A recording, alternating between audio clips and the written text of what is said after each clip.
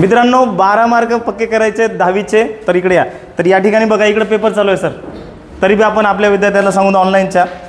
तर बघा तुम्हाला जर 12 मार्क पक्के करायचे असतील ओके, तर सिमिलरिटी हा जो चॅप्टर आहे हा चॅप्टर बघा जवळपास 10 ते 12 मार्कला विचारला जातो. तर याच्यावर कोणते क्वेश्चन करायचे, तर पहिला आहे ratio of area of two triangle. Okay, याचा फॉर्म्युला लक्षात ठेवा आणि या फॉर्म्युल्यावर तुम्हाला प्रश्न करायचे B1H1/B2H2 या फॉर्म्युल्यावर तुम्ही क्वेश्चन करा. क्वेश्चन या ठिकाणी दिलेले आहेत.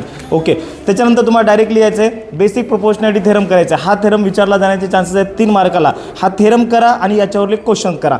त्याच्यानंतर तुम्ही सरळ सरळ पुढे यायचे. या ठिकाणी बघा अँगल बायसेक्टरचा थेरम करू नका, याच्यावरले क्वेश्चन करा. त्याच्यानंतर property of 3 parallel lines and their transversal याच्यावरले क्वेश्चन करा. थेरम करू नका, याच्यावरले क्वेश्चन कुठे आहेत माहिती आहे का? हो का, इथं येतं. हो का सर, हा प्रश्न करायला हवा. ओके, आणि त्याच्यानंतर प्रॅक्टिस सेटमध्ये एक प्रश्न येतो का, हा एक आहे, हा एक आहे, हा करायला हवा.